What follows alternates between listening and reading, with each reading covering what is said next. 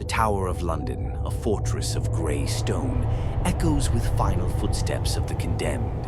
Originally built by William the Conqueror, it was a palace, treasury, armory, and prison. By the late medieval period, it became a place where political prisoners were destroyed. Executions on Tower Green were reserved for nobles, controlled by the monarchy's wrath. Women faced unique terror, executed silently, their names erased from history. Lady Jane Grey, the 9 Days Queen, never wanted the crown that condemned her. At 16, she became a pawn in political and religious upheaval. In July 1553, Protestant nobles named Jane as Edward VI's successor. Jane accepted the crown reluctantly, weeping under pressure from her parents and John Dudley. Her reign lasted only 9 days. Mary Tudor claimed the throne with popular support. Jane was imprisoned in the Tower of London, initially spared execution.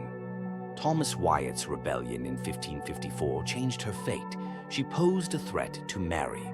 On February 12, 1554, Jane was led to Tower Green, wearing a black gown and carrying a prayer book. Historian Holinshed recorded her calm words before death. Blindfolded, trembling, she cried, "What shall I do? Where is it?" Moments later, the axe fell, ending England's youngest queen.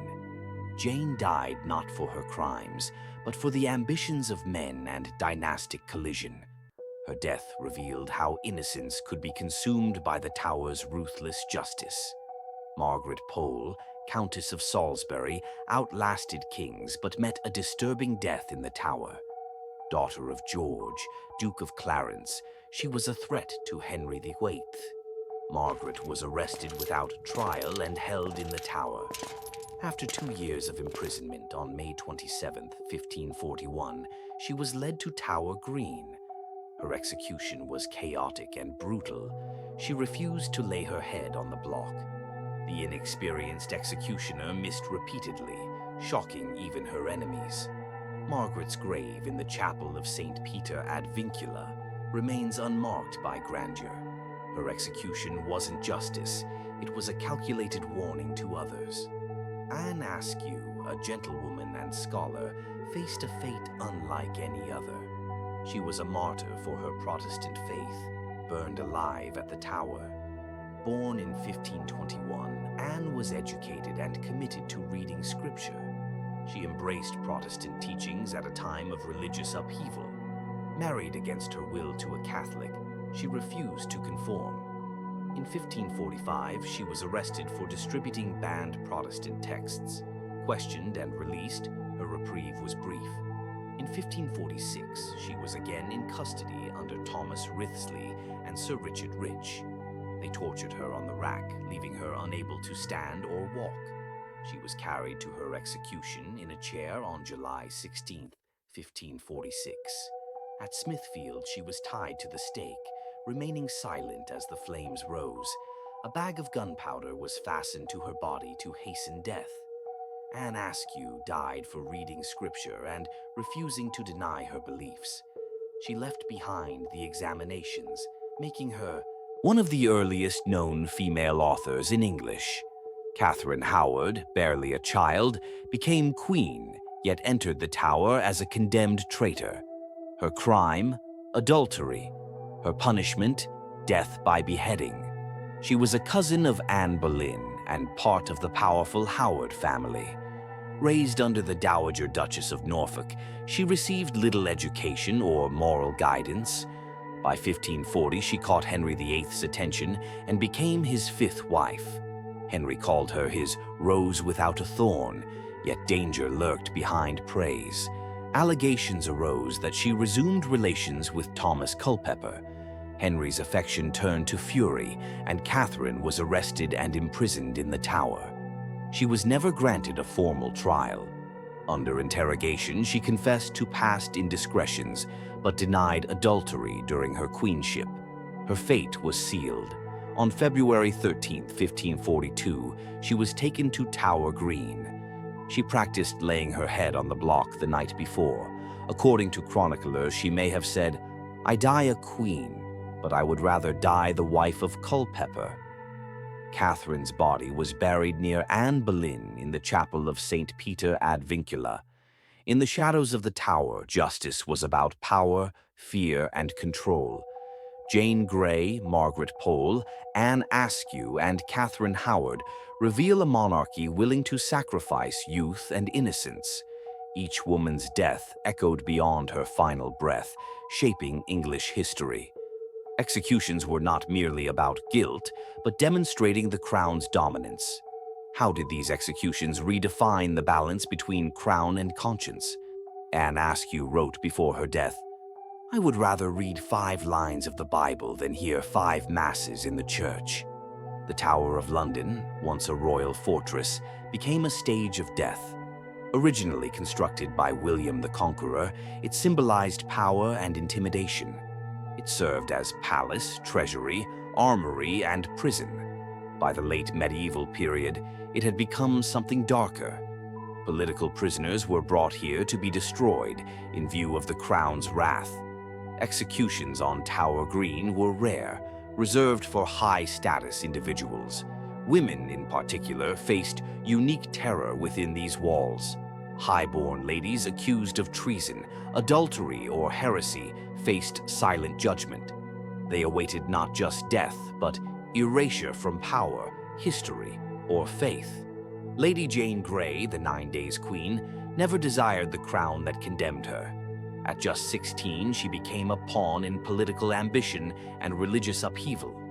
In July 1553, Protestant nobles named Jane's successor after Edward VI's death. Jane accepted the crown, weeping, coerced by parents and powerful figures like John Dudley. Her reign lasted only 9 days. Mary Tudor claimed the throne with popular support. Jane was arrested and imprisoned in the Tower, initially spared execution. Her fate changed when Thomas Wyatt led a rebellion in 1554. Though Jane played no role, her existence threatened Mary's rule. On February 12, 1554, Jane was led to Tower Green, wearing a black gown and carrying a prayer book. She spoke calmly before her death, declaring her condemnation under the law. Blindfolded and trembling, she struggled to find the block.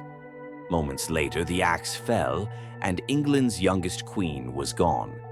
Jane died not for crimes she committed, but for the ambitions of men and dynastic collisions. Her death revealed how quickly innocence could be consumed by the Tower's justice.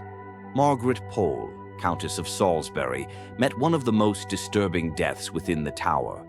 Daughter of George, Duke of Clarence, she was a threat due to royal bloodline. Initially favored under Henry VIII, she was appointed governess to Princess Mary. The tide turned in the 1530s as Henry targeted those resisting his authority. Margaret's son, Reginald Pole, openly criticized Henry as a tyrant. Though Margaret had no direct role, Henry could not ignore her connection. In 1538, she was arrested without trial and held in the Tower. After 2 years, on May 27, 1541, Margaret, in her late 60s, was led to Tower Green. Unlike other high-born women, her execution was chaotic and brutal. No formal charges were proven, no trial held. She refused to lay her head on the block, protesting innocence. The inexperienced executioner missed repeatedly, leaving a gruesome scene. Margaret's grave in the chapel of St. Peter ad Vincula remains unmarked by grandeur. Her execution was not justice, it was a warning. Anne Askew endured torture on the rack for her Protestant beliefs. She was permanently unable to stand or walk, carried to her execution in a chair on July 16, 1546. At Smithfield, Anne Askew was tied to the stake, remaining silent as flames rose. A bag of gunpowder was fastened to her body to hasten the end. Anne Askew died not for political rebellion, but for reading scripture and refusing to deny her beliefs. She left behind a written account, the Examinations, becoming one of the earliest female authors in English. Catherine Howard, Henry VIII's fifth wife, was barely more than a child when she became queen. She entered the tower not as royalty, but as a condemned traitor. Her crime, adultery; her punishment, death by beheading. Catherine was a cousin of Anne Boleyn and part of the powerful Howard family. Raised in the household of the Dowager Duchess of Norfolk, she had little formal education or guidance. By 1540, at around 17 years old, she caught Henry VIII's attention. Henry called her his rose without a thorn, but danger loomed behind courtly praise. Allegations of infidelity circulated, and she was arrested in November 1541. She was never granted a formal trial. Under interrogation, she confessed past indiscretions, but denied adultery during queenship. Her fate was sealed. On February 13, 1542, she was taken to Tower Green. According to chronicler Charles Wriothesley, Catherine conducted herself with sorrow and composure. She may have said, "I die a queen, but I would rather die the wife of Culpeper." Her body was buried near Anne Boleyn in the chapel of St. Peter ad Vincula.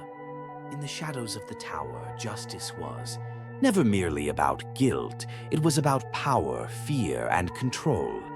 The executions of Jane Grey, Margaret Pole, Anne Askew, and Catherine Howard reveal a monarchy willing to sacrifice youth, innocence, and faith.